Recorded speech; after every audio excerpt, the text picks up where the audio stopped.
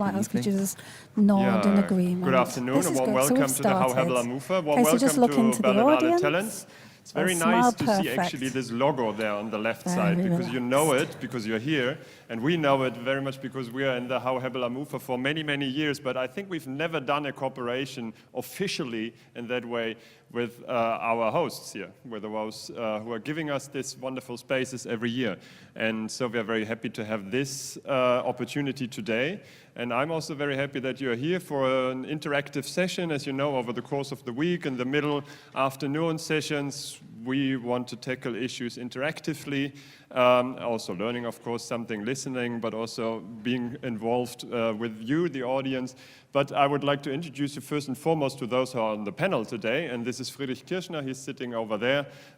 He's the moderator. And in the middle, it's Gob Squad. So without any further ado, please enjoy the session.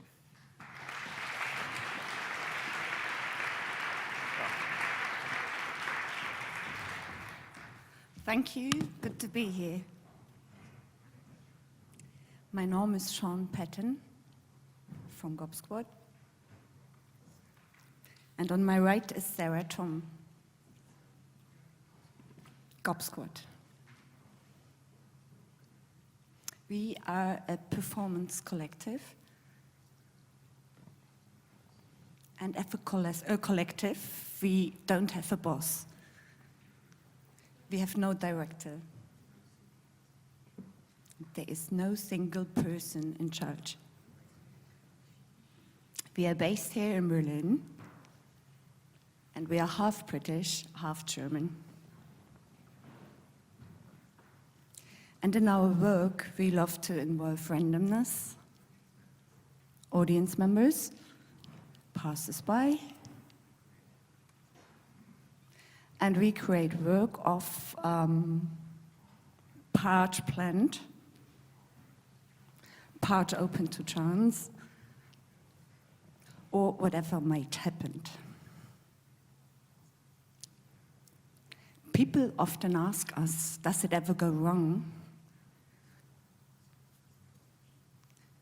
And I guess we often answer, there is no such thing as wrong.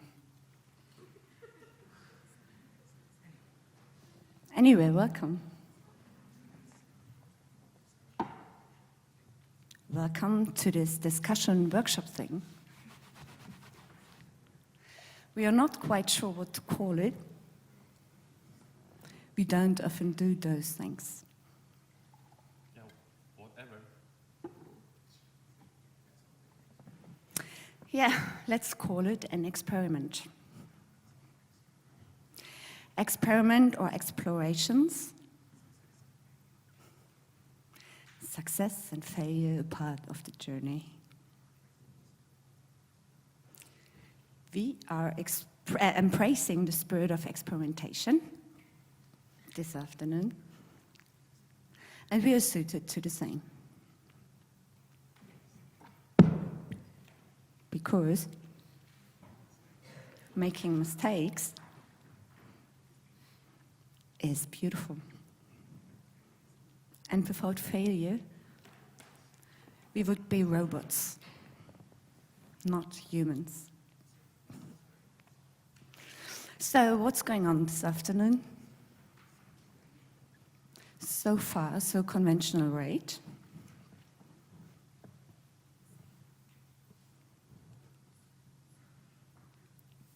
Sorry. I'm not sure if I'm going to stay here. This is not really what I expected. It's even already a bit embarrassing. I'm not sure I'm speaking on behalf of most of the audience. When I say that I don't want to be involved, I want to be more a voyeur. I hate audience participation. I despise it. I really do. I just not. Good point. I know just how you feel. Don't worry, you can't get it wrong. Just be yourself.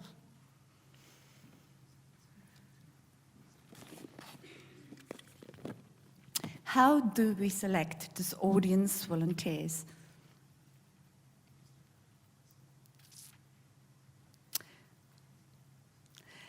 Just imagine someone must catch your eye holding cordless headphones. And imagine you're thinking, oh my God, don't pick me.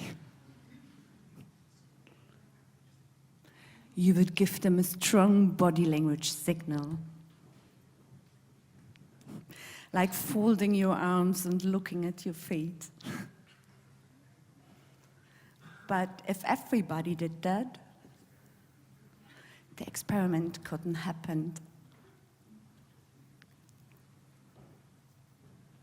We just need one brave, courageous volunteer. Someone who will take risk. Oh, no, we've just found someone just like that. Someone who's ready to take the challenge. And then it's like we have a new beginning.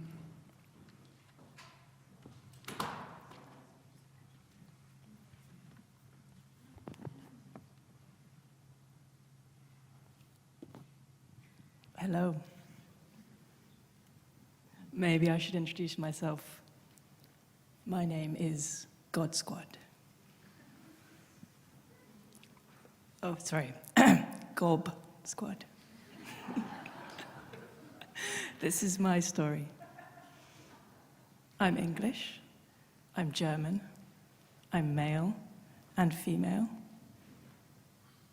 I'm gay and married with 2 children. I'm trained in all and none of the following: singing, dancing, acting, set design, cultural and critical theory, yoga,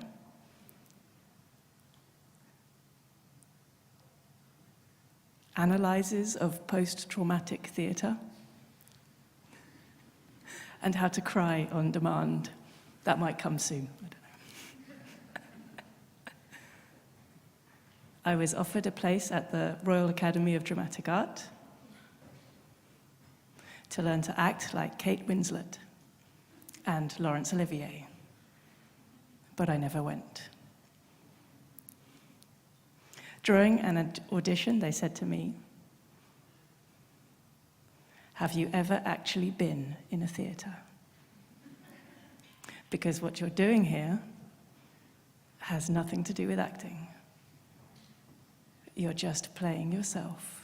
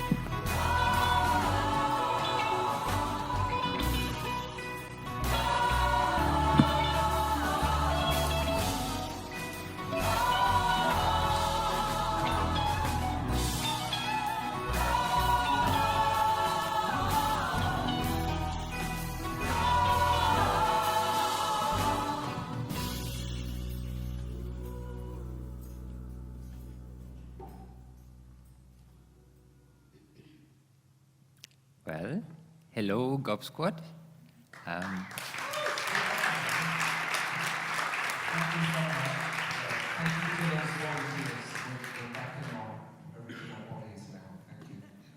Thank you very much for this beautiful introduction that basically is also kind of a dramaturgy of what we're trying to do tonight, no? Like, we start with theater, and then we end up in some other medium that somehow has something to do with this other, with theater, maybe not.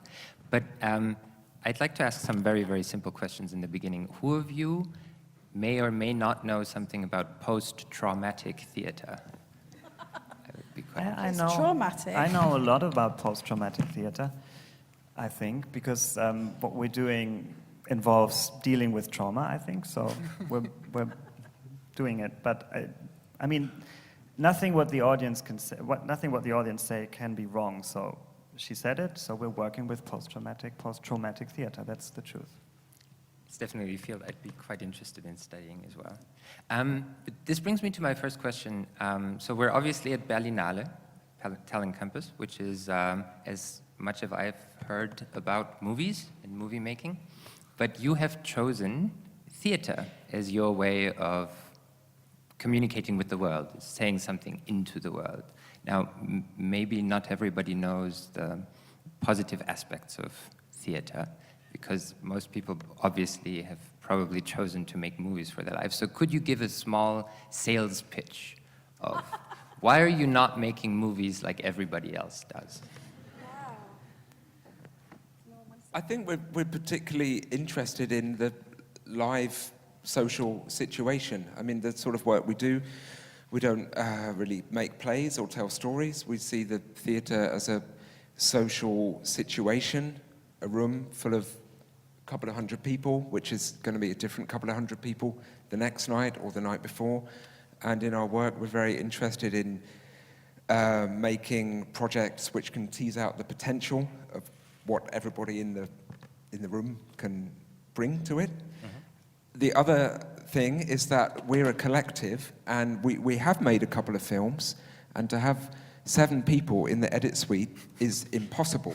But the sort of work we make, there's a bit of fluidity in it, and so every evening can be a bit different, and maybe that's more fitting to our way of working. So what does the stage offer in terms of storytelling that film wouldn't offer the same way? You said that it's like there's a social situation, but I mean, people are clapping at films at Berlinale. Yeah. So there's a social situation there as well, no? I think it's, personally, I would find it really important to say that I wouldn't define what we make as theatre. Ah. So that's already putting a spanner in the works. I think what we make is a situation, and it happens to sometimes, but not always, but sometimes be in theatres. And we started making work as site-specific performers, site-specific artists, video artists, and we found our way into the theatre as a site.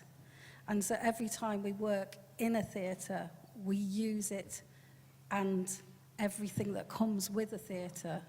Like, for example, what may happen in this space may be different to how we might use a space, whereas a Brassinia March. But basically, we consider, what happens in a theatre, that we are being viewed, that people are witnessing something, that there's a discourse that happens between, we can actually speak to people in the audience. It's one of the reasons we work with the actual audience, because we can, where you can't in a film, directly.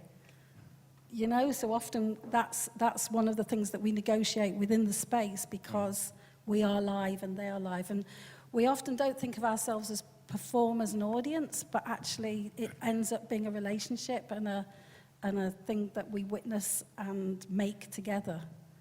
So I think that's a very different discourse than watching a film, although sometimes we do make films. So that's just being contraire. But when we're in a theatre, we use the space as a communication arena. Have you been trained as theatre people? Have all of you have backgrounds in theatre? I have studied acting, as I just said.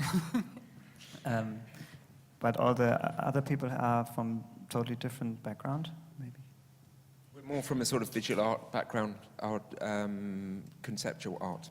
That's why it's very important to us to make a project and be able to sum up what is the concept in a few sentences, if we can hard-boil what the concept is, and it's often based around a task or an aim or something like that.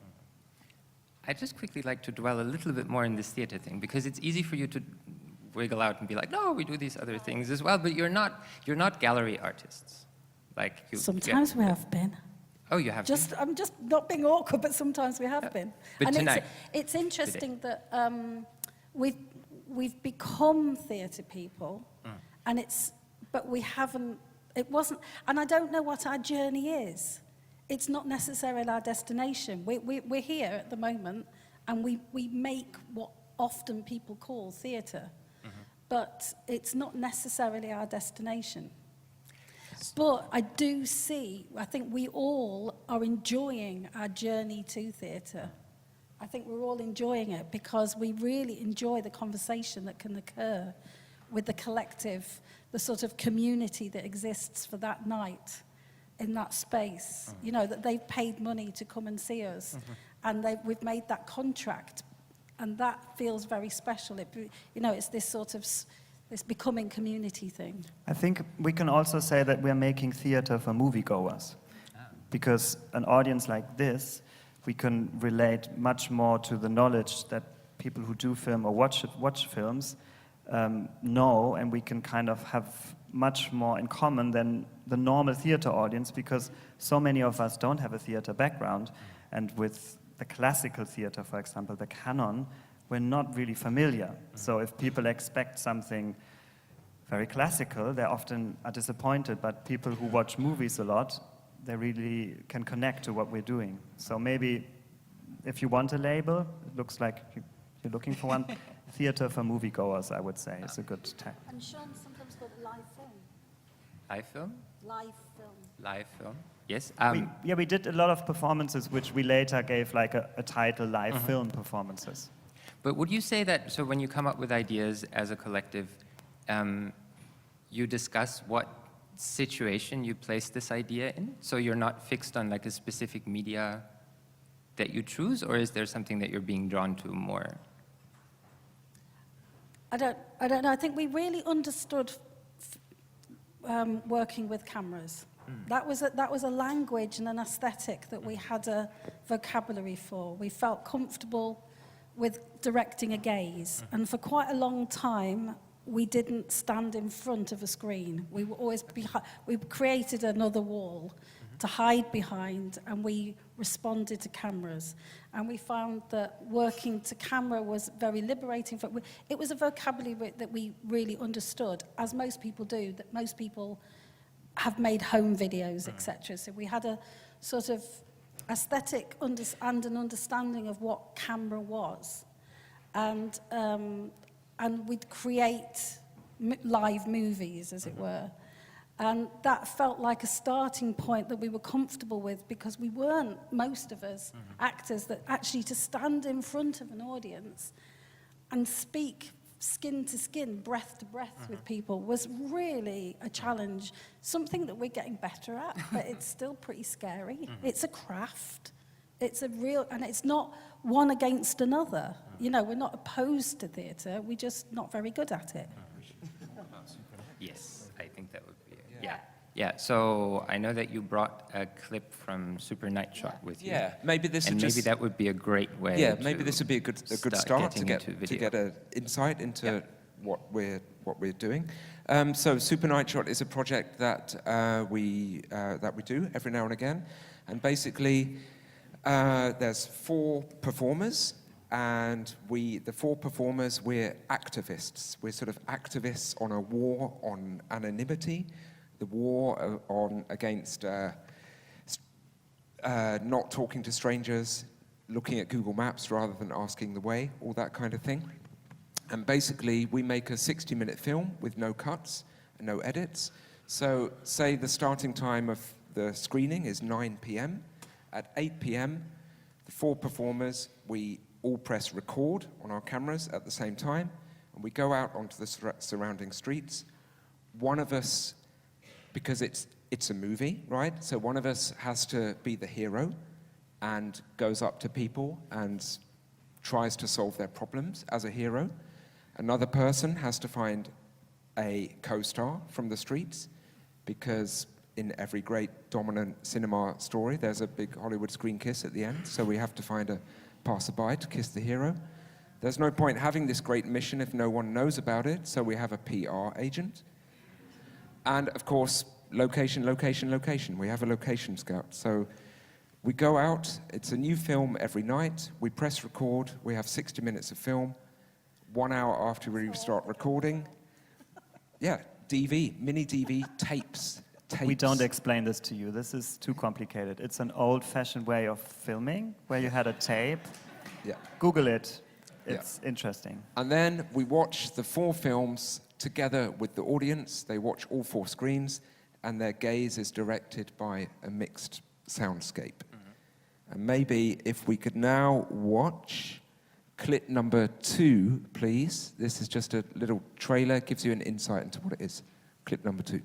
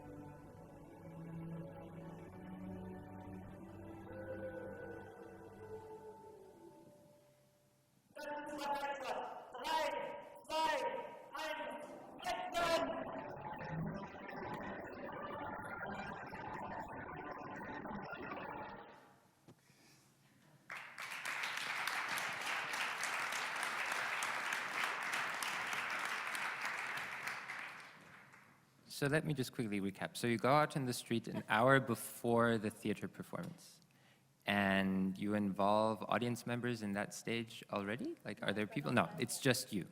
But you involve passersby and you try to get them to do things that they wouldn't normally do. And then you come back and the audience watches the movie that you have created.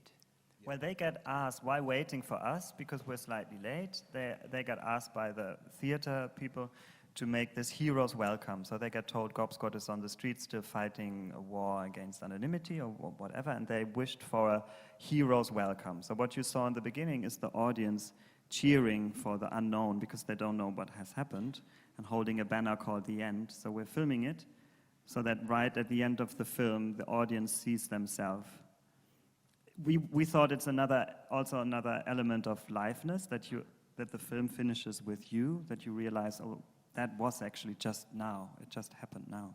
So an hour later, they will see themselves welcoming you and cheering for you in the movie. They did it. They've almost? Almost forgotten they did it. Okay. If you see what I mean. So they're part of the... And can they buy the DVD afterwards, like if they want to? No? Not that quick. That's so funny that you ask this kind of questions, because technically it would be very difficult to produce a DVD at the same time while watching a film. But of course, a lot of people ask that, yeah. But no, you cannot get a DVD. It's shown once and once only, and if you miss it, that's it, it's over. It's almost as if that would be like an important part of the whole setup, no? It's like a Polaroid of the city. A little bit delay. You know, it's not live, you're not on with the people on the streets, but you're there an hour later. And why did you choose not to bring all of the people with you on the streets, like having a giant mob run around, I don't know, the cities that you're in and be Because like, hey, the conversations you're able to have when it's quieter, these one-on-one situations where the people you approach on the street, they don't know what's going on.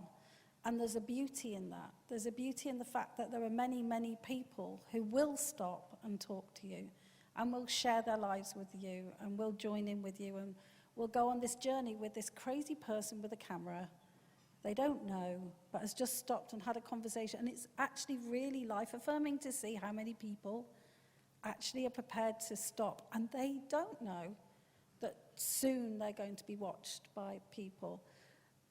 But I mean, the thing is that actually we do give them the once we've engaged with them and once we've talked to them, we do say, you know, would you like to come back and you've just, you know, do you want to come back and watch a film that you've just been in? And actually, occasionally, we manage to get people to do that. But sometimes they say, no, that was fine, we're going to go and we're meeting somebody. But that immediacy is very delicate and it's very fragile. And that's why there are two very different audiences. There's the audience that's knowing, and there's the audience that's the person on the street who's just a passerby, where it's a sort of much more fragile encounter in a way. And I think if occasionally we meet people who are coming to watch it, and occasionally you'll say, could I stop and talk to them? They say, no, I'm going to the theatre. I'm going to go and see this. When you think, yeah, you're going to see this. And you're going to see yourself saying no. You see what I mean? Yeah. But that's quite interesting, you know. And how important would you say is the fact that you have a camera with you? Because, like, so you're not just walking on the street you're not making a live theater performance on the street, which would be much easier and less technically complicated with these DV tapes. Maybe you can talk to me later and tell me how these work. Well, the thing is, we do this show for a very long time now. It's a bit older, this show, and also it was a bit before people realized that actually you can end up on YouTube very easily. And so people are more and more skeptical about being filmed, of course. But when it was created, I felt that people were a bit more open, but there still are. But I feel when we're doing it, at least I get so nervous before the show because you're doing things which you never would do without a camera. And the camera is the excuse to make yourself vulnerable, to ask for help, to try to interact with people, all of these things, which obviously are performed because you're wearing a costume. People know on the streets you don't appear as someone normal. You're having a camera. We even have cameras with tripods, very old-fashioned, you know. It looks a little bit like a selfie stick. Mm-hmm. Some say we invented the selfie stick. I don't think it's true, but it looks very similar. We can Google it later. And then we're filming ourselves, and we always film ourselves. That was the basic idea, because even at the time when you approach someone with a camera, of course, everyone is like, no, don't film me. But if you film yourself and then ask someone off camera, can I get you in my film? And then if they say yes, then you can get closer to them and then you're in the frame. And they can say yes or no, not being seen. And so you're always filmed, and then you approach someone, and the frame of this image is kind of the excuse to do things, you know, and it's very vulnerable, but also very exciting at the same time. I had really beautiful moments with complete strangers I never met again in my life, but they shared something because we made ourselves vulnerable. I think we didn't approach them like, hey, I need you, can you do something funny, and I'll film you and put it on YouTube. It's more like you have a clear task, like the hero or casting or location or PR, they have a clear topic you talk about, and then the audience or the passerby can react to it or not. I wanted to say something. There's a common language amongst all of us here and everybody on the street, the language of dominant cinema and film, and it's sort of inviting people in to play the game. I mean, everyone knows what a hero is meant to be. Everyone knows how romance is represented on film, and so it's an invitation to play. You know, can we do that scene? Can we do that scene? You know, where I put my hand on the glass of the tram and we're lovers and we're going away. You know, or can we do that scene where I've just got out of prison and you're my mates? Or can we do? You know, there's a shared language, and it's just the camera is just an invitation to join the game. And how important do you feel is it? I mean, we were casually joking about this DV thing, but there's a specific aesthetic to a lot of the stuff that you're doing, and it's not. I guess it's not a budget problem that you're using DV cameras. I think I would suggest it's a conscious choice. Maybe you can. Well, at the time, it was, of course. I mean, that's what it was, the hottest new technology, and we wanted to be part of the gang. I think we're very much prosumer is where we are. Yes. Prosumer.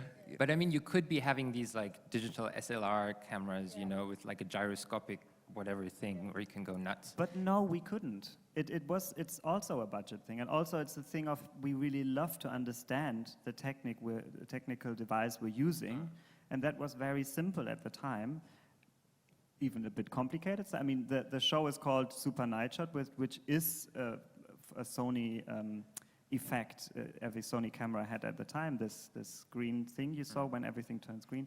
So we wanted that effect, and we wanted that kind of night vision element. But it's also that the technique is the device to do something else, and it's not about just using the newest stuff to use it. It was just, we understood it, we had it, let's do something with it, instead of what's complicated and difficult and new and hot. I think at the time it was totally DIY. So it was what everybody would have had in their living rooms. There were small domestic cameras. And that was really important. It was a kind of political thing in a way that it's a bit like, you know, anyone can go and make a film, and so can we, and so can you. And I think, you know, with what we were doing, it was very, very lo-fi, very basic, and I think it creates an aesthetic that people are more familiar to in a sort of domestic sense. And I know that we have had criticism of that it's not. It's not perfect enough, but personally I'm not very interested in perfection. And virtuosity is boring for me, so for a lot of us. So I think it was a thing of like, what was more interesting is that people could sense a realness and a dirty punkness to it, if you see what I mean. What you don't see in the clip, which is a key element in the performance, is that we're all wearing watches. You saw it in the beginning, so we time it. And then there's these synchronized moments. Even if you see that 4 people are going in totally different directions, suddenly they're doing the same movements, or we're reacting to a song, which later is then put on, but we don't hear at the time. So you have an overarching thing, like there's you have like a sort of moments script, it's not all just It isn't very free at all. It's very incredibly structured. structured. Yeah, it's very structured. Structure allows freedom. That's a sentence you could print on a T-shirt. It did sound like it's next that, year's didn't it? talent motto. But we've found that a really tight structure allows us to then be able to go completely off grid. That's quite because interesting. you've got somewhere to come back to. that you say that, because you do a lot of audience interaction, as we have seen in the very beginning, and it seems to me that I've seen some of your pieces that you have very structured audience interaction. So it's not the sort of, hey, you're being invited on stage to improvise and stuff. And maybe there's this one piece that you guys were doing called Room Service, sorry. Hotel was the other one. Help Me Get Through the Night. And that has a lot of audience interaction built into it. It's also very long. And I know that you have a video clip, and maybe we can have a look at this video clip and then talk a bit about why you're doing audience and what, like, problems. It's interesting because it's a very different dynamic with the participation there. This project was the first what we named live film. The first interactive live film project.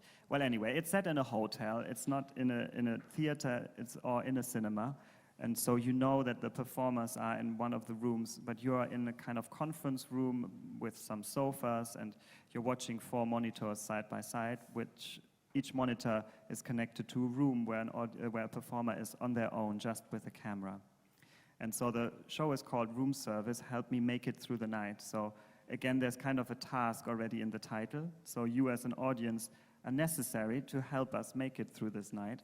And it started, I think, originally at 10, and then we got older and it started at 9.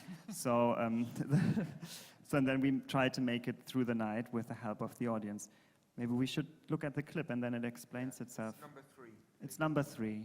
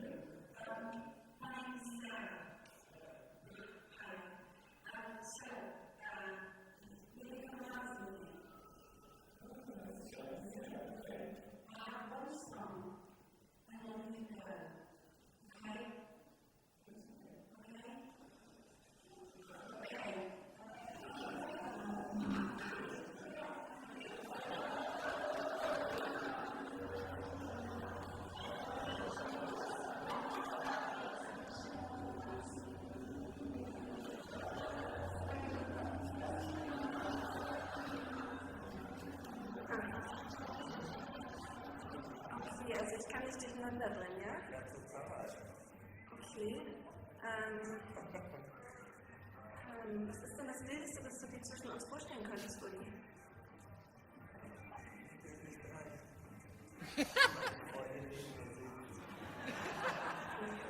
Okay, ich habe verstanden. Alles klar. Ja. Okay, dann weiß ich, was du von mir willst. Tschüss, Uli.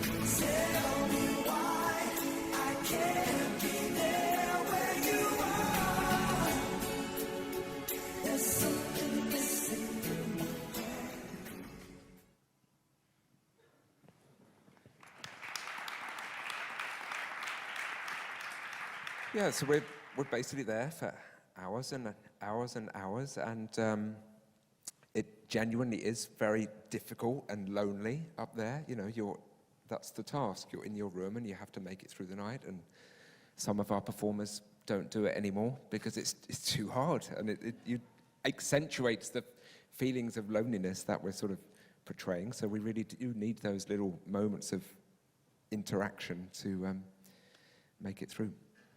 But is it a sense of we're showing you that we're bored, so please come help us because otherwise it's going to be awkward? That didn't seem to be the way the trailers actually suggesting that this thing would go out. So you seem to have something in mind why you put yourself into these sorts of situations, and that something obviously does concern the audience in giving them the possibility to be in situations themselves. So how do you plan the situations that are supposed to happen with the audience?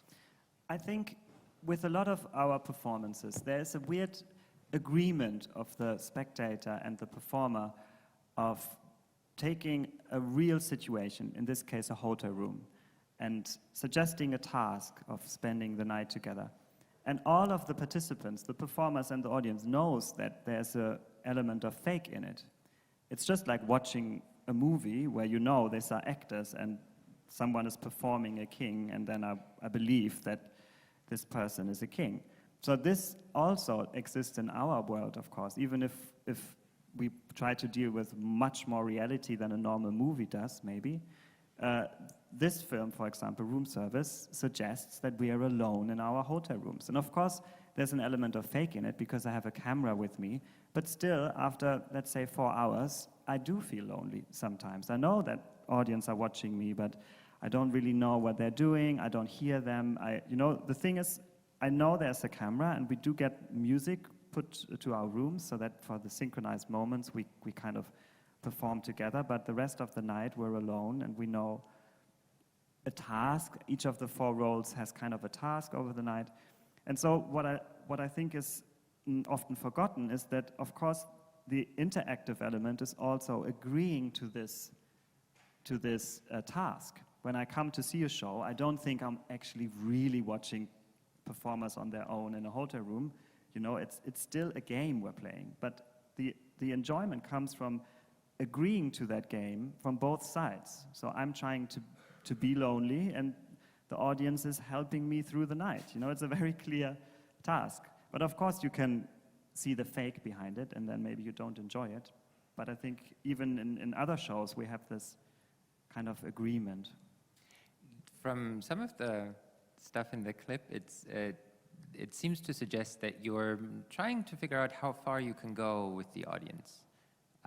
Is that part of the idea, that you're trying to go into a sort of high-risk situation, which seems to be a bit unbalanced? The risk seems to be, as we have seen squarely with the audience member maybe having his girlfriend sitting next to him and not being able to maybe say things, or maybe having a fight, or I don't know, afterwards. Is that something that you want to elicit? Do you want to bring people to weird situations where they don't quite know what to do anymore? I think it's with the making of this piece, and with the making anything that we do with participation, we spend so much time doing tryouts and asking people who we invite audience in, like friend or people, students or whatever, and we call them public tryouts. And we'll do sort of an hour's worth of something and try things out. And then we'll push it one way, push it another way, and then talk to them after. How did you feel that was? Did we push you too far? No, we want you to push us further. Or someone might say, actually, I felt really uncomfortable with that. And so I would say a big part of our rehearsal process, once we've found the container, is negotiating how to work and what conversation and what is happening with what end up being co-collaborators, the audience. And we'd never want them to, it's like if we want them to feel uncomfortable, you have to push them that far. If you want them, so it's all about intention. And in room service, it's so long, really, it's a 6-hour show when we first did it. And by the time it gets to hour 4, the audience want more.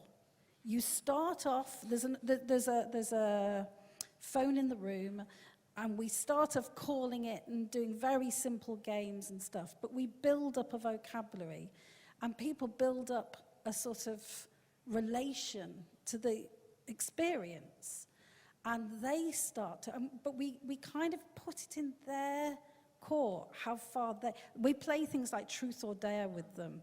And we say, okay, you go first. What do you want to do? But remember, you're going next. So whatever you make me do, I might ask you to do something of it. And so we can sort of gauge what sort of person they are with that. But by hour 4, the room that I'm in takes a hostage. And we tie them up. It goes very far. And you offer that to the room. Basically, you get to the point where you go, okay, I'm sick of being alone. I want someone, and I want someone who's going to stay with me. I'm not going to let you go. I want you to be mine. I want to own you. I want you to stay with me. I'm going to call now, and if there's anybody there, and I show the ties, I show the chair, and I sort of say, this is, and I'm sort of like, this is what's going to happen. You are not going away. And I sort of demonstrate a bit without actually clearly saying it. And then I call the room. It could be no one picks up. It could be everyone in the room goes, fuck that. No way. Usually, people run to the phone. Why do you think people would do that? Don't know. Why do you think? Well, I could think of a number of different reasons. Yes, exactly. And those different reasons are the reasons they want to. You'll get people who go, actually, I haven't had a go on that, and now you're mentioning something that I actually really wanted to try too, in a safe way. So you're basically providing like this virtual situation in super good 3D graphics with surround sound. Yeah, you can do it really well. To put yourself into a situation that you would never put yourself into, no? Yeah. Like other people create technology that costs a lot of money to try to do that. You just go into a hotel room. How important do you think it is? It's very immersive. How important do you think it is who's watching whom at what point? Because especially in this piece, there's always, so it almost seems like there's a certain sense of security because you're being watched. So you never feel like people could actually do weird things with you because there's always like, you know, the public watching. But we've all heard, I mean, that I find interesting because we've all heard about Maria Abramovich's piece where she puts like guns, knives, feather, you know, and she ends up cut to pieces. So people do shit. We know that. Yeah, I mean, we know that. But we have to set a tone. And I think that we make an effort to set a tone of we are not going to humiliate you. And we don't expect you to humiliate us. You know, we do set it. We may set little rules before, like you see me saying that it's one song, and then you leave, because in that part I don't want them to stay. So you set rules. But I think it's very interesting what you say about who's watching who. I think hopefully it becomes a blur.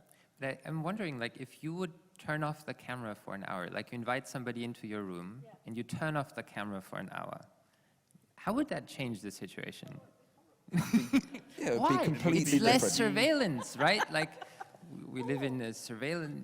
We don't want cameras watching what we're doing. Off camera, it would be like off stage. Yeah. You talk differently because it's the frame you're setting, it's the task you're giving yourself, and the audience member or the audience in itself wants to play along. And if the frame is not there anymore, art is the excuse for any interaction in this case. And I think that's important. You need this excuse, otherwise you would call it relationship, I think. I think it's really interesting because there are a lot of people who do work one-on-one, you know, Franco B, you know, loads of people do really interesting stuff where it's about sharing your breath. But that's something I really love, and I've loved to experience. But it's not what we do. I think what we do is something more about projection as well. I think the projection needs to be there, and that's why the camera needs to be on. I don't know. I'm just thinking as I'm talking, but I just wonder that if the fact that you're watching, you've been in an audience, you could have picked that phone up, you could be in that room. So that projection is very different. That could be you. Do you see what I mean? Yeah. So I think that's quite interesting. There's this intersubjectivity idea that you're seeing. You used a better word than yourself. me. Yeah. Well, So have you had any situations in which people went too far? Do you have safe words? Do you have the button that you press and then you're back in your living room and everything was just a dream? There's something that someone once did in Super Night Shot that freaked me out totally when I was watching it. Somebody, one of us, went into someone's hotel room. Berit did it. She followed this guy she was casting, and she found him on the street, and he was kind of dodgy. And he said, look, you could tell, she was being so innocent, and you could tell that he had a different agenda going on, and she had this camera, and he said, yeah, let's go up to my room, and I'll just get my coat or something like that. And so she went up into his room, and I'm watching thinking, she's gone into his room and shut the door. But she said she felt safe because she had the camera. But I said, but nobody knew. But you watched after. Yeah. We knew so she was we safe. knew she was safe. But you were still. But I was really cross with her for doing it. She put herself in a really dodgy situation, forgetting she was almost in an extra space. She'd also sort of forgotten that she wasn't connected to anything and no one's watching yet. Do you see what I mean? And her task was to find someone to kiss the hero, which was me at the time. So I watched her saying, do you actually think this guy would ever kiss me at the end of this film? I think he misunderstood totally the task. But your question hints on if something can go wrong. And I think that the thing is, when a performer interacts with an audience member, with a passerby, then of course this knowledge that a performer has, also the rehearsal, everything is all about creating a task or like a structure that the audience member or the passerby cannot do anything wrong, because they're not prepared. They're just anyone. So if we come with a clear agenda and with a frame which involves, I know how to react if they do this, this, and this, and I know how to react if they do this, this, and that, then nothing can go wrong. Everything is interesting, and everything is what the street or the evening gives you, and this tells a story. So in Super Night Shot, for example, there's this idea of a kiss at the end, but of course some nights there is no kiss because we couldn't find someone to kiss. And those audience members who saw these shows, they think, what an amazing dramaturgy, that there is all this anticipation and then no kiss. They think this is the perfect dramaturgy. But it was just the dramaturgy of this rainy Wednesday night, and that's how it happened. But we want to create the vessel so that the reality cannot, no one can afterwards say, oh, this passerby was really wrong. No, it's what they were, because they're real people. So you work like social engineers, like you Social create workers. Social workers, yeah. Social engineers. But then you need a sort of stage to like amplify the things that are happening, because what you're saying is, of course, nothing can go wrong in my everyday life.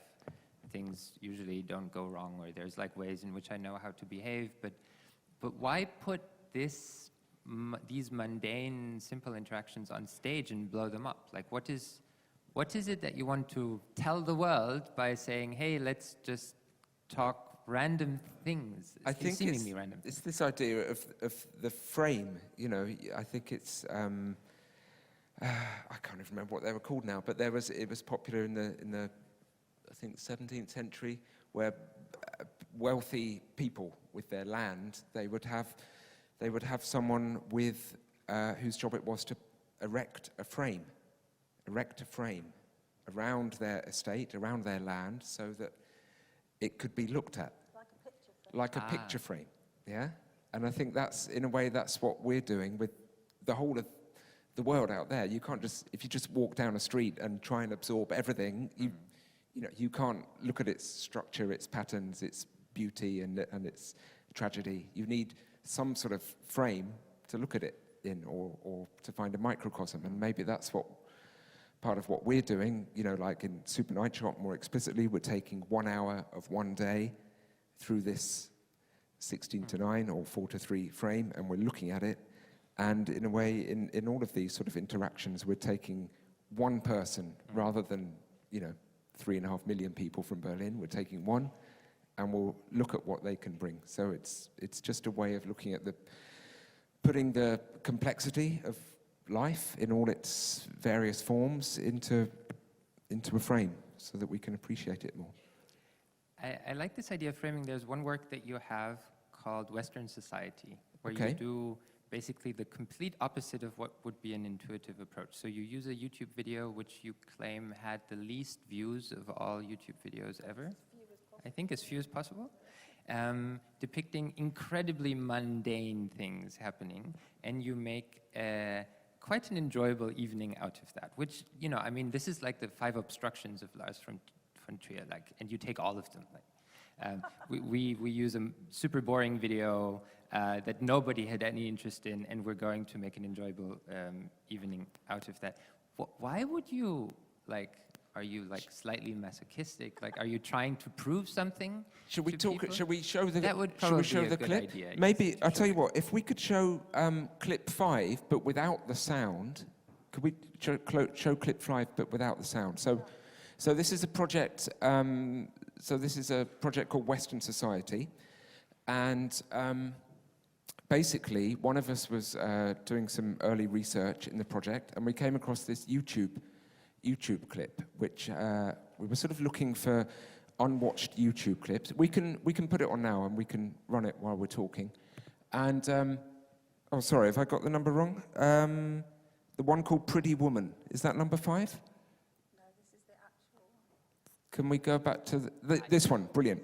So basically, they found this clip, and it's just it's a karaoke party somewhere in California, and they put a video camera on top of the karaoke machine, and they filmed loads and loads and loads and loads of these songs. And so we found this clip, and it just had 4 views of watching it. Just 4, so that's less than the people in the clip had actually watched it. And so we had this idea that we'd make a project called Western Society, and we had this clip. And somehow through our sort of working process, we thought, let's just really take this as our microcosm. Let's use this headphone method to get people on stage. Let's try and reenact this, just this 3 minutes of this clip. And we tell people what to do in terms of the movements and things like that. Basically, we really And we'll fell see what in we love can do with with it. it. We really fell in love with it. We saw it was an accidental finding, because we were thinking of doing karaoke in a performance called Western Society. And in looking for karaoke tracks on YouTube, we found someone doing karaoke, which was this. And when we looked at it, we all talked about it. We all had an opinion of, actually, that looks like the best party ever. Like, I want to be there. I want to be that granny dancing in the background. I love that kid with the white cap just being there, and the girl with the phone looking bored. I'm so glad she's like us. Could you just nod in agreement? Good afternoon, This and is warm good. So welcome we've to the HAU started. Hebbel Ufer. Warm Okay, so just look welcome into to the Berlinale audience. Talents. It's very Smile nice to see perfect. actually this logo there on the left Very side, because you know relaxed. it, because you're here, and we know it very much because we are in the HAU Hebbel Ufer for many, many years, but I think we've never done a cooperation officially in that way with our hosts here, with the hosts who are giving us this wonderful spaces every year. And so we are very happy to have this opportunity today. And I'm also very happy that you're here for an interactive session. As you know, over the course of the week, in the middle afternoon sessions, we want to tackle issues interactively, also learning, of course, something, listening, but also being involved with you, the audience. But I would like to introduce you first and foremost to those who are on the panel today. And this is Friedrich Kirschner. He's sitting over there. He's the moderator. And in the middle, it's Gob Squad. So without any further ado, please enjoy the session.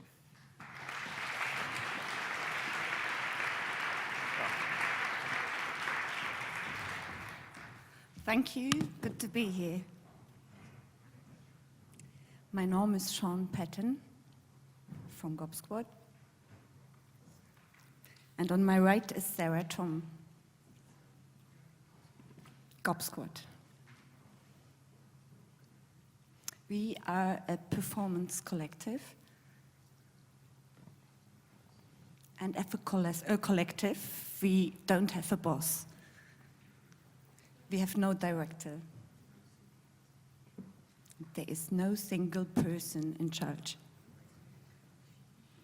We are based here in Berlin, and we are half British, half German. And in our work, we love to involve randomness, audience members, passers-by, and we create work of part planned, part open to chance, or whatever might happen. People often ask us, does it ever go wrong? And I guess we often answer, there is no such thing as wrong. Anyway, welcome. Welcome to this discussion workshop thing. We are not quite sure what to call it. We don't often do those things. Yeah, whatever. Yeah, let's call it an experiment. Experiment or explorations. Success and failure are part of the journey. We are embracing the spirit of experimentation this afternoon, and we are suited to the same. Because making mistakes is beautiful. And without failure, we would be robots, not humans. So what's going on this afternoon? So far, so conventional, right?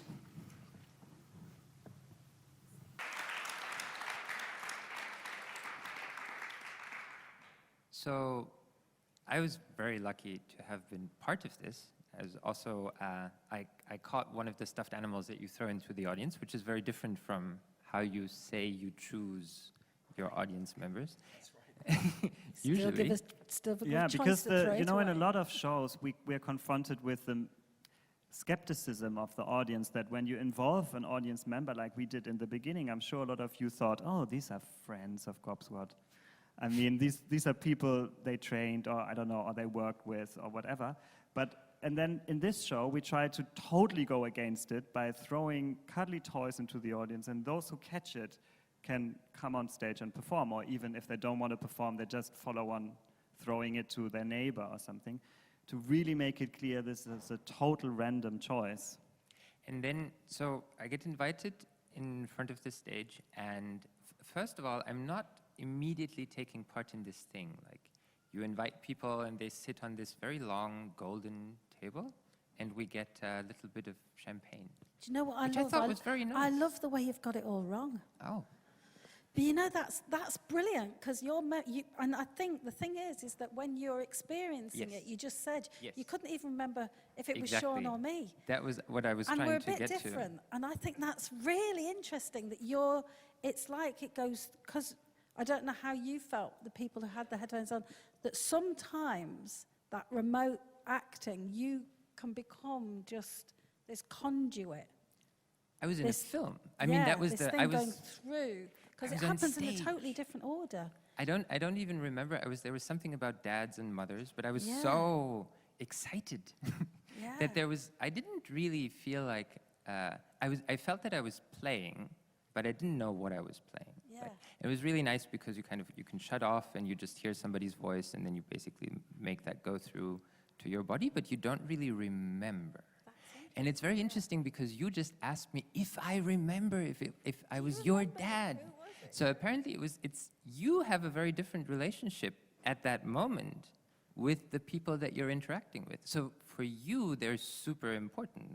Do you form a bond and a connection? Like, do you sometimes hang out with them afterwards? Do you get phone numbers and become good friends? Do you get phone numbers? Well, I think what more often happens is that they form a bond with each other.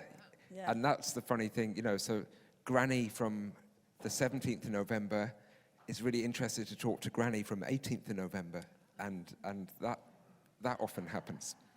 Yeah, I think in this show, if I'm playing the role that I was playing in there, which is the person who ends up on the sofa having a conversation with, in the case your father, then often, because it's quite an intimate scene, I'll often continue talking to them and say thank you so much, because they've actually really helped me reenact a memory. So I do often have a little conversation with them afterwards. But in another show that we do, Kitchen, there's a role that's played which is called Kiss, which at the end you kiss the audience member, full-on 3-minute film kiss. And that's pretty intimate. I mean, you've had all show to build up to it, so you know if it's going to happen or not. And if it does happen, then that, sometimes we have exchanged phone numbers and, developed online relationships. Just to make a weird link, in this scene where Sarah just talked about the father thing, it is because it's a total stranger who performs your father, and you have the freedom of an artist to let your father say whatever you want to hear. So we're using this excuse of art to work on this post-traumatic theater to deal with some of our traumas by letting the father say what he never said. So I think there is this element, even if it was a mistake in the text, that there is an element of this in our shows. So how important is it that it's complete strangers? Because this is interesting. This adds this idea of anonymity for you to some of what you're doing. So the fact that you didn't know me, and I was probably your dad, and I was saying things that you may or may not have wanted your dad to say to you. What happens to you when it's obviously you're saying you're helped to reenact the situation, but it's an anonymous person. It's somebody that you have no built-up connection with. For me, that's very important. I think it's very important to interact with people I don't know, because there's a certain element of projection on it and everything. And as soon as you know someone, the uncomfortableness of the past you had together, where we met and all of the things we said to each other, is in the way of this element I want to do. But other people are different. Some like to perform with people. I think that the anonymity, it's the freedom of the avatar, the anonymous online space to meet people, and it's the no strings, no ties thing allows you to actually do kill things each other, you wouldn't like be very kill each other or be intimate in a way that you wouldn't do. It's a chance encounter just for that evening, and it's important that it's a stranger. And it's interesting as well, because I would never behave like that in real life. Never. So what is it? This is a two-way. I am the person who stands up and goes, I hate audience participation. I really do. I hate it. I would be so embarrassed. But all of us, but it's to do with the situation. It's to do with building a space, a place for that to happen, that I can be another me as well. It is another me. Would you call that, this is a little bit polemic, but would you call this space like a virtual space? Because it doesn't really exist, no? Like you go in and, you wanted me to say that. Yeah, No, I didn't, but I think but it's I said that. absolutely, I'm kind of happy. I would, yeah. Yes. So you're building virtual spaces so that people can be somebody who they're not. And you're using mundane things to do that. This is like somewhat counterintuitive to what a lot of technologies try to tell us, that we should do like very significant explosions. I think this is the exact term that they use, significant explosions. Very important if we want to be immersed in specific situations. When there's 3D cinema, there's like explosions everywhere, there's axes flying through the I think it's important to say that in our shows, it's a very small minority who gets the chance to interact with us. So the majority of the audience is experienced to identify with that person, who kind of is the stand-in for the audience. And there's even a show where we try to find some passerby on the street representing the whole folk, as we say in the show, the whole population, kind of. We're often fascinated by this stand-in thing. And I think this is what cinema also can create, at least for my taste, is that you're in a movie and you think, this could have been me, I could have been in this situation, and I think it's a classic thing that the movies do that. But I think the difference to what we're doing is, if someone steps out, just like now, this could have been all of us, you know? I mean, this is the everyone identifies with someone who leaves the audience. And enters the stage. Everyone thinks, why didn't they pick me? Oh God, they didn't. I'm so happy that they didn't pick me. But it's a stand-in, and then the journey continues. You go through a task, you go through something. You're embarrassed for this audience member. You're happy for the audience member. But just to be clear, we don't want to make performances where the only experience is the one where you interact. It's not that we create these spaces. We did once a project, maybe that's a nice link, where the whole audience had to be involved, unless there would be no result, which was an early project we did called King Kong Club. It's actually, maybe it's good to show the clip, because the idea was so basic that the first half of the show, the whole audience had to work on a film, and then the second half of the show was watching that film. So it was even more condensed. What all of you, or maybe a lot of people out there, take months or years to work for. So you had like 2 hours to do the film and then half an hour to watch it. But the little different to normal filmmaking was, maybe Sean, you want to explain that? Well, let's watch the film quickly. Yeah, then, shouldn't we explain the difference that everyone was dressed as monkeys? Isn't that not? Well, then you just watch the clip. It's yeah, maybe let's see what the clip shows. It's just an excerpt. It's very, very rough, very, very punk, it's the result. lo-fi. It's the film. It's the whole number 8. King the whole Kong Club. audience worked on this.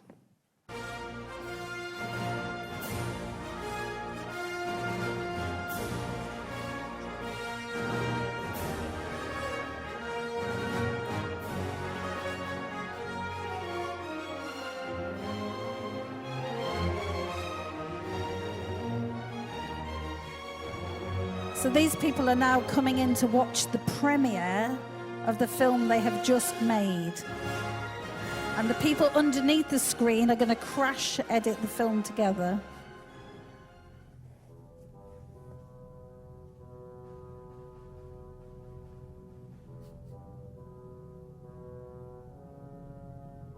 So is this like a aestheticized workshop then? Like you're making a workshop how to make a movie in 1 hour, and you...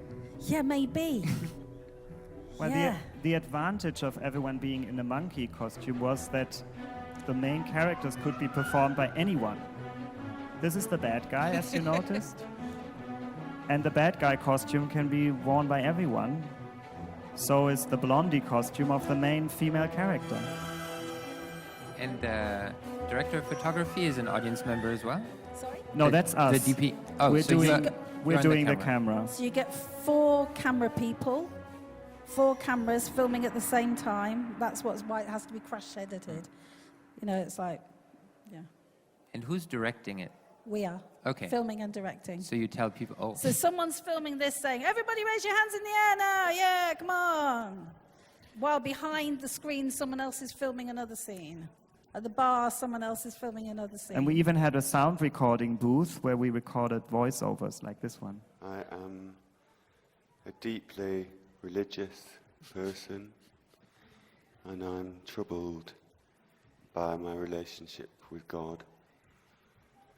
I feel guilty a lot of the time. I feel lonely, basically. I'm bald and I worry about the way that I look. I like jogging, and quite often I go out driving. So sometimes people got big roles, like this person's got a big role, and the other people around the edge. And they're quite Do they choose that themselves, or do Yeah, you choose them? you'd sort of say, we need someone who's going to do, And people then, literally step up. and then people literally step into the spec. And afterwards, often people would say, "That was me. I did the pole dancing," or whatever, because you couldn't tell.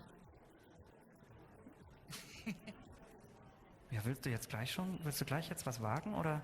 Meinst du, es geht in meinem Alter so? Ist das nicht? Also absolut, auf jeden Fall. Ja, ich glaube, dann starte ich jetzt los, du. Ja gut, dann bis bald, ne? Ja, okay, mach's gut. Du Tschüss. auch, tschüss.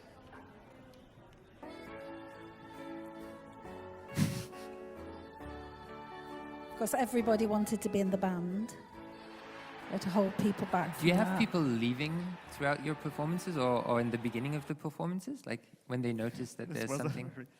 But when they notice When they've they got notice away, that. well, we kind of said it in the program that was what was going to happen. I mean, I think that's always the thing. It's with people's expectations. If you come along thinking I'm just going to sit and watch, it is very important how it is advertised. And with that piece, it was really, really important. It's like you're going to be that. You are going to be in the film. You are going to be the stars, the background, everything in this film. And I think we said you will be anonymous. We explain, like often in our performances, there's a moment where the rules get kind of explained. Like in Western society, you saw there's a moment where we explain this video will be now recreated. And in this show, we explained the first half is doing a film and the second half is watching it. So, I think we've talked quite a lot. And I'm sure we've talked about so many interesting things that we couldn't go into more depth, that there's burning questions in the audience that would now be able to be formulated. And I'm very happy to introduce the throwing microphone. This is a throwing microphone. So if there are any questions in the audience, this would be the time where I would get to throw a microphone at you, which I'm looking forward to all day yet. If not, maybe you need a moment to think about it, because then I have a present for you, Bastian, because I know that Bastian has never experienced like real technological virtual reality. And I wanted to get an opinion if you like the stuff that you do more than the technical setup that I have provided for you here. So maybe if you could come with me. And then While the audience is asking While the questions. audience is thinking about super interesting questions to ask. And then I will turn around and I will throw the microphone. Really boring questions. So maybe if you could sit down.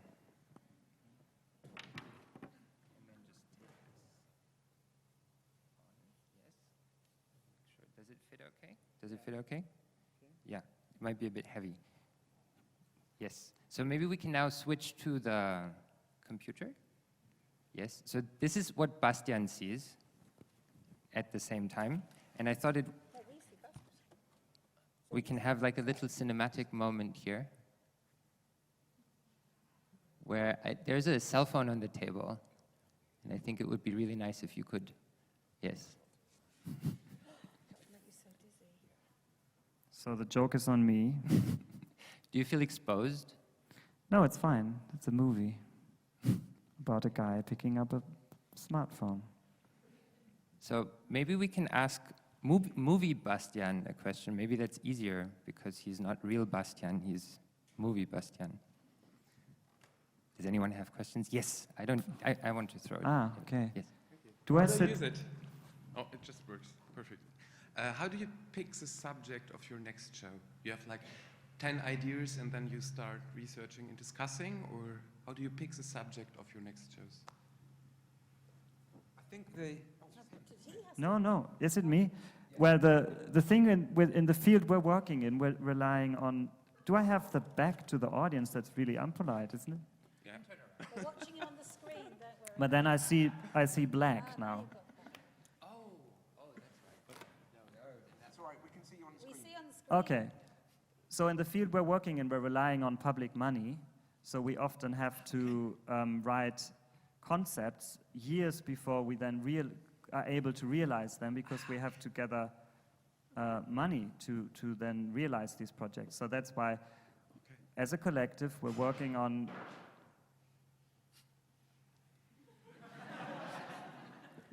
on ideas, and we write them down, and then we try to make a project out of these ideas collectively. So it's really like you maybe could call it a snowball system. So the snowball gets bigger by many people contributing to it, and then there's an idea, and then we try to get money for it and realize it years later, or never. Wow. So you apply for it. So you write a concept and you apply for it and send it in. And yeah, we have to apply for it. We were living from public money. Yeah, okay. I see. Sometimes writing the concept is actually a way of really honing in. You probably find it as well when you're writing applications, is that sometimes having to write the concept really helps you hone in on questions and areas in which you want to go into. And sometimes that can come from a sort of organic relationship from shows. You could be within a project and you think, oh God, in this rehearsal phase for the project we're making now, there's this whole area we've discovered and it doesn't fit in this show, but we found this thing that we really want to explore more. And so sometimes something can leapfrog, you know, from and generate from within shows that you're making. And sometimes it can be like just a desire to say we want to make something outside of theatre, site-specific, something like that. Okay, thank you. And just keep throwing the microphone. There's a hand on the other side. Yes. Oh, there was one. Hello. I just have another question about your working process. If you could elaborate a little more on how you work collectively, how you potentially make decisions and stuff like that. I thought I could drink some. Sorry. I'm listening. Do you want to answer that, Bastian? Yeah, I don't. Yeah, sure. Do you want me to repeat the question? Maybe that's a good thing, yes. If you could quickly say it again. Say it again, sorry. Yeah. Okay, so my question is just related to your working process as a collective. Just, you know, if you could elaborate a little more on how that, you know, how you actually work collectively, how you make decisions, how you work with consent, dissent, and stuff like that. Well, first of all, it's like you imagine it is. It's a lot of talking because we have to kind of listen to all of the different opinions in the room and what people think they want to do. And so I think it's a lot about negotiating, but also it's about trying to build on each other's ideas. So there's an element of letting go and trying to go with the flow, which is very important. If you hold on to your own idea and think of individual, you know, I want my idea to go through, then you're really frustrated. And you may even feel blurred. So I think it's about listening to each other and trying to find a common sense to try to that everyone in the room is happy with what we're doing. And that sounds like a simple task, but it's actually very difficult. I think it's, we're very good at, or used to having sort of half ideas or fractions or parts of ideas. And it's rare that someone will say, I've got this idea for this whole project, it's going to happen in this space, it's about this, and it involves this, and it's involving all of that. So we're used to just throwing stuff in and having a conversation, and it takes time. It's actually really, really inefficient. It's really inefficient, and I think something that maybe you relate to as filmmakers is that with using cameras, and because we are 7 in Gob Squad, and usually there's less than that on stage, and we work with guests. Often, instead of having a director's eye, we rotate. So actually, physically in the space, someone will say, "Okay, we're going to do this moment. I've got an idea. I've got a vision for this moment, and we're going to improvise around this structure." And 4 people might watch and 4 people might do. And the people that watch will take notes, and you'll say, okay, let's run it for 15 minutes. And then we finish the 15 minutes and we stop. We have a little conversation about what just happened, a little bit of feedback. And then the people who were watching then go and do. And the people that were doing go and watch. And you copy what you like the people doing, and you invent some new stuff. And so it's just a bit of doing and watching and doing and watching. And I guess it's a bit like, instead of having a camera and going back and watching it, and then doing it again, it's a bit like that. It's theory, practice, theory, practice, theory, practice. So I don't understand how people act in plays when they don't ever get to watch it. I mean, obviously people do, but I find that's a very strange dynamic. Thank you. I find this, wearing this thing is very weird, that I can look at myself, but I know that I'm sitting with the back to the audience. I can't really ignore the reality. Is that supposed to be like this, Friedrich? I think you can set it up in different ways. This is the way it's been set up now, but maybe we can just take it off your head for a second. Yes? It's a different social situation. Thank you very much. Any other questions? Yes, and there's a question right over there. Yes.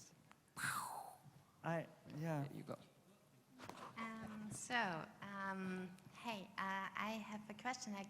What is your opinion on involving a broader audience, even maybe the internet or like a live stream or a live chat, something like beyond what is happening in a room?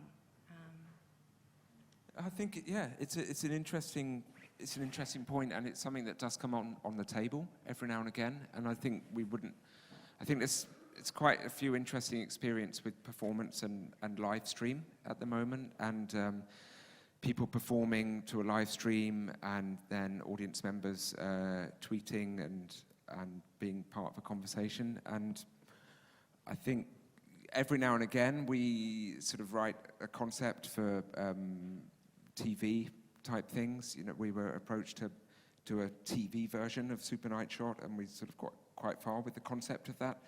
So I think it's probably something that we might do at some point. I think the particular thing is, the thing that interests us is the live. So like live TV, live streaming is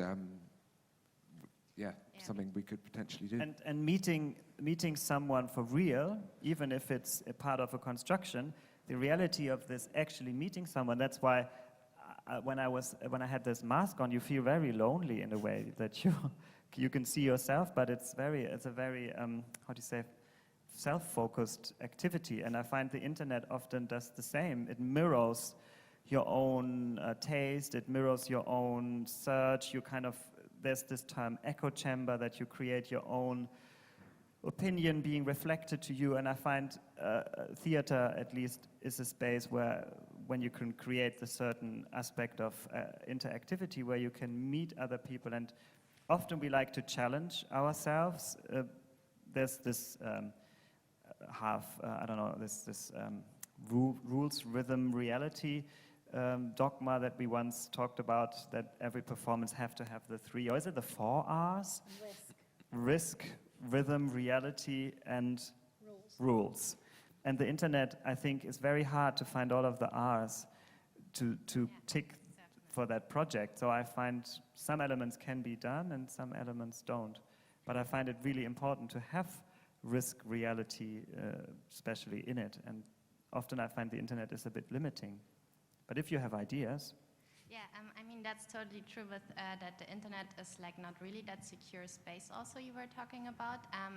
But I once did a performance like over a year ago with Thorsten Wiedemann. He was 48 hours in a virtual reality headset as an exhibition piece, and we live streamed all of that. So the internet was like taking part in that, also sending experiences he then played. So it was a bit of a live interaction also with people from the internet, but it was very diverse. So there was good feedback and like motivating, like sending us experiences, but there was, of course, also people in the internet, which everyone knows, who have like just a bit of aggression and hate they want to get out. So yeah, I was interested in what your opinion is. I think there's an element of failure, I find, that if you have a project where the failure is as interesting as the success, then I think it's stimulating or interesting. But I think often technical failure is not so interesting to watch, and I find that's why I often find it quite limiting. That if it's successful, yeah, it can work, but to show failure, like in the film Super Night Shot, a hero tries to get someone to kiss. His journey to have no kiss is as interesting as getting a kiss, and I often find technical devices very limiting to make failure look interesting. It's often just people running around looking for cables. And then the show is over. Yeah, that's true. Yes. More questions. I'll throw it to. Okay. I just wanted to know about your thoughts on longevity of your pieces. Like when is it no longer relevant, or do you find that is not the case with any of your pieces? It's a question that we have a lot in the group. So this Super Night Shot piece, it's been running nearly 14 years. And as Bastian said, yeah, on tape. It was invented before YouTube, before Google Street View and all that kind of stuff. And it's a question we check in with, is it still relevant? And like King Kong Club is was not done a lot, or? Sorry? You said it sounds like King Kong Club was not done. No, we've stopped. That's gone to bed. Some pieces actually we just don't find anything more in it for ourselves as performers. Right. If we can't find a piece interesting to perform anymore, then we can't expect an audience to be interested watching it. So sometimes there's a critical mass of performers in the group say, I've got nothing else to get out of this piece. I'd rather stop it. And then if we don't have enough performers, then the piece dies. But actually, we have about 10 of our pieces we've made in the last decade, which are still in repertoire.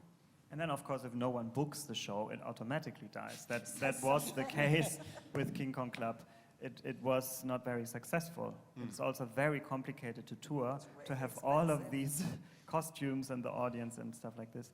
But of course, there's the element of, it's a capitalist thing we're in. If someone wants it, then we're trying to keep it alive. And if no one wants the show anymore, then it dies. And that probably is whether it's relevant or not. Well, yeah, right. Yeah. There was another question up there? No? No? Maybe it changed?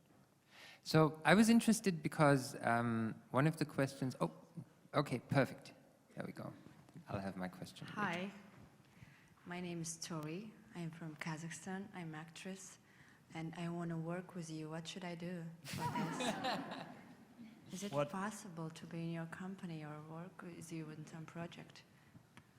Well, the thing is, we're I not would that say, nice, you know. I want to try it. You sort of have to know us for about 10 years. That's the truth. The group comes out of a sort of social group of friends, and we very rarely work with people who are sort of totally new. We've come out of a sort of a friendship group, and then the new people, we've known them for at least a decade. So just stay in the room. What I would suggest to you is we should talk afterwards and have a cup of tea, and I'll encourage you to come to workshop and then set up your own Gob Squad. This is what I was going because that's like this sort of the thing that we've got is totally, you can just replicate it somewhere else, and it will work. It works. There's certain rules, and I love doing workshops with people and saying, now you know what it is, go and do it yourself. And seeing more collective groups is just brilliant, because there's so much room for it, to work in the way that we work, but with your rules, you'd adapt it to how you want it to be. And I think that's what I would encourage. I would encourage you to say, you already can, and it will be your Gob Squad, and it's probably going to be better than ours, and you're probably going to get the money we want, but that's all right. That's what happens. We'll be the dinosaurs. Okay, thank you. And you wrote a book where Yeah, a we lot got of a these book. things Yes, that's true. are in there just Yeah. to, so you can read that up. And so is this something that you encourage? Do you want people to go out of Gob Squad performances and be like, I want to be Gob Squad. I want to start my own Well, thing. I joined the group a little bit later, and I was like you. I watched Gob Squad, and I really wanted to be in it. I really loved it. But that was 15 years ago, I think. And for me, the key element, the difference between when I worked as a film actor and working with Gob Squad was the revelation that a collective work implies not holding on to your genius, you know? As an actor, you think like, oh, what I'm doing, this should be great, and then everyone will love it. But then if you're not in front of the camera, you're behind the camera, or you just did the costumes or the set design or just anything else. And swapping the positions is the element which I find so inspiring from working as Gob Squad, that I have often problems going back to being an actor because I'm so limited to this one position, and I'm often even not asked for my opinion because my opinion is boring as an actor anyway, and you know, it's very limiting. But if you think yourself of a performer who does all of it, or at least tries to work as a collective in all of the fields, and you're constantly swapping roles from watching, giving feedback, receiving feedback, I think that's the key element which I think everyone should at least once try in their professional life. Swapping roles, something you had just criticized, do it yourself and then get criticism. And don't hold on to your, I'm the director, I'm the producer, I'm the camera person. No, give me the camera and the other way around, and try to share your knowledge so that the result is more interesting than just your credits or ego at the end. Do you think good films would come out of that? Yes, I strongly believe in it. I mean, just for a phase, I don't mean that. It's just often in a moment of conflict, I think it helps to let go of your position for a while. Has anyone ever done that? Are there film collectives present in this room? Does anyone know Not of a yet, film collective? not yet. Not yet. There isn't. Ah, there's a panel tomorrow on film collectives. There must be. The Audimax. I think a film, of course, as Sean said in the beginning, the biggest difference between a theater collective and a film collective is the actual result is unchangeable. You know, you have a film and you have to agree on a certain cut. And 2 people say the cut should be here and 4 say there, and then you disagree, but the cut has to be somewhere. But if you're doing a performance together, like task-based performance, and Sarah is talking to her father about something she wants to talk about, and I'm talking about my father, there's no right or wrong. I'm doing it my way, she does it her way, and Sean might not like what I do, and Sean might love what Sarah does, but still we agreed on the task. The task is talking to your father through an audience member. And of course there's so much more freedom in a theater performance than in a film, because it's the result which then is on a DVD or somewhere and you have to watch it again. I agree that this is collectively probably very problematic. I would love to join the panel tomorrow to hear about this, because we did a film and we really struggled with that, looking at where does the actual scene starts and end. But still the method of working collectively, and if it's just in a production phase or it's for a day, I think it's very inspiring and I would recommend that. I have questions if the audience doesn't. So in terms of technology, how do you feel like, you said that it's harder in film. You have people that know more about DV cameras than other people in the collective. Do you feel like they have more to say in terms of how you work together? Like, do they know more about framing the shot? Do they know more about doing the live editing? Do you switch out the person doing the live editing at Super Night Shot? Or do you work with people that have a certain amount of proficiency in specific areas? So we work with technical artists. So generally, if there's video involved in the piece, we'll work with a video designer or sound designer. We have a small pool of people who we've been developing a relationship with over many years, and they generally so Gob Squad, the core group, we set the concept and the direction for the piece, and then when we're in the rehearsal, we'll have a conversation about what roughly we want to see, and what's possible, and then we're working in a rehearsal room where it's all kinds of cables, cameras, vision mixers everywhere, and we're trying out different combinations, and then that'll, through trial and error and through conversations with the video artist, that'll get locked down in once we come towards the premiere. So they become part of the team. They're a specialist, but they're bringing their specialist knowledge to the nuts and bolts discussions. I think it's if you have certain knowledge, and it's a knowledge which is someone doesn't have in the team, it's of course better if you share the knowledge, because we're swapping roles. I don't know if that was clear. In a production like Room Service or Super Nightshot or Western Society, there's like 4 performers needed, and we're up to 10 performer being able to do these roles. So when I have a certain skill which I can shine in my role and I don't share it, then it's, when I'm not performing, it's not there, so it doesn't really make sense. So if you have certain technical knowledge, it would be good to share it so that we all can use it in our, for the piece, for the show. But of course, a video designer, which we often work with, I'm sure has totally different knowledge than a lot of us have. Sometimes it's a bit like you're working with them as a consultant. So if they're in the room in rehearsals, I mean, but they become part of the collaboration. So, for example, Miles, who we often work with camera, he's in the room for the rehearsals. And so if somebody says, oh, this is working really well, but actually we'd really like to project over here, or we'd really like, is that possible? You know, I've got a vision that it could look like this. Is that possible? And so often we work with people in that way. Perfect. So, are there any more questions from the audience? Because otherwise I would say thank you so much, Gob Squad, for being here.